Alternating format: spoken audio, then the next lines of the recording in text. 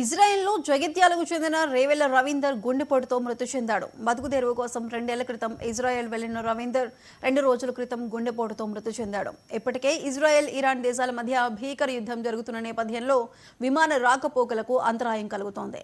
ఈ నేపథ్యంలో రవీందర్ మృతదేహం కోసం కుటుంబ సభ్యులు ఎదురు చూస్తున్నారు. ప్రభుత్వం చొరవ తీసుకోవాలని కోరుతున్నారు.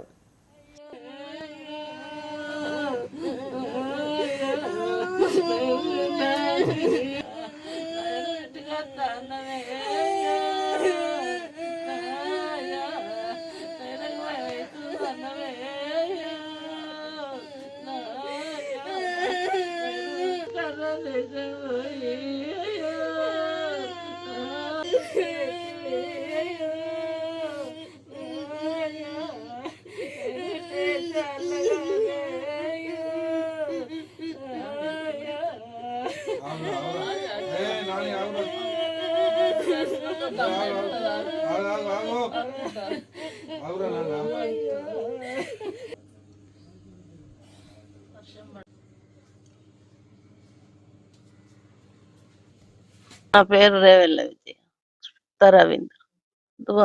ఇజ్రాయెల్ పోయిండు. అవసర నిమిత్తం అయి ఆడ పని చేసడానికి కోసం పోయిండ్రు. మాకు ఇల్లు గడుస్తలేదు ఇక్కడ అని చెప్పి పోయిండ్రు. అక్కడ పని చేసుకుంటా పార్ట్ టైం పని చేసుకుంటూ ఉన్నారు. టూరిస్ట్ విజా మీద పోయిండ్రు. మాకు ఆదివారం సాయంత్రం ఫోన్ చేసిండు, మాట్లాడిండు. అందరితో బాగానే ఉన్నా అని చెప్పి అన్నాడు. కొంచెం హెల్త్ మంచిగా లేదని హాస్పిటల్లో ట్రీట్మెంట్ తీసుకుంటుండను. అంటే బాంబులు పడుతున్నాయని అండర్ గ్రౌండ్ లా కిందికి ఉంచిండ్రంట. ఇక వేరే మందిని తీసుకుపోయినరు. ఈయన అక్కడ ఒకడే ఉన్నాడట. ఆ బాంబులు పడేసరికి ఆ బాంబుల శబ్దానికి ఆయన ప్రాణాలు వదిలేసి డెడ్ బాడీని మాకు తొందరగా పంపించాలని మా విజ్ఞప్తి. నా పేరు ఆకాంక్ష. మా నాన్న రవీందర్ ఇజ్రాయెల్ వెళ్ళారు 2 years బ్యాక్. ఇంట్లో పరిస్థితి వెళ్ళడం లేదని ఇజ్రాయెల్ వెళ్ళి పార్ట్ టైం జాబ్ చేస్తుంటే ఉండేవారు. వెళ్ళినప్పటి నుండి ఇప్పటికి 3-4 సార్లు హెల్త్ ప్రాబ్లమ్సే వచ్చాయి అక్కడ కంట్రీ వల్ల. ఎప్పుడు చూసినా వారే జరుగుతుండేది. ఎప్పుడు చూసినా కానీ హాస్పిటల్లోనే ఉండేవారు ఆ వార్ వల్ల. ఈ మధ్య కొంచెం హెల్త్ బాలేక హాస్పిటల్లో జాయిన్ అయ్యారు. రికవర్ అయ్యారు. రికవర్ అయినాక అక్కడ వార్ జరుగుతుందని బంకర్స్‌లోకి తీసుకెళ్లారు అందరిని. అయితే అందరిని తీసుకెళ్లారు గానీ అందరిని డొనేషన్ వచ్చిందని మళ్ళీ పైకి తీసుకెళ్లారట. నాన్ననొక్కరినే బంకర్‌లో అట్లనే వదిలేసారంట. మాకు ముందు రోజు ఫోన్ చేసి చెప్పాడు.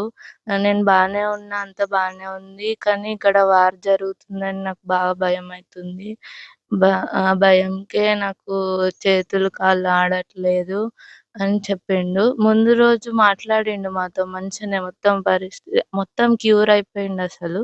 కానీ మళ్ళీ మార్నింగ్ వరకు మాకు నాన్న ఇట్లా లేరని చెప్పారు. ఆ వార్‌కే, ఆ సౌండ్‌కే అట్లా అయింది. ఎంత తొందరగా అయితే అంత తొందరగా మా నాన్నని తీసుకురావాలని గవర్నమెంట్‌ని అడుగుతున్నాము. మా తమ్ముడికి మాటలు రావు, చెవులు వినిపియవు. అసలు మాకు ఇంట్లో పెద్ద దిక్కు అనేది మా నాన్న ఒక్కరే. కొంచెం ఎంత తొందరగా అయితే అంత తొందరగా మా నాన్న బాడీని తీసుకురావాలని కోరుకుంటున్నాం.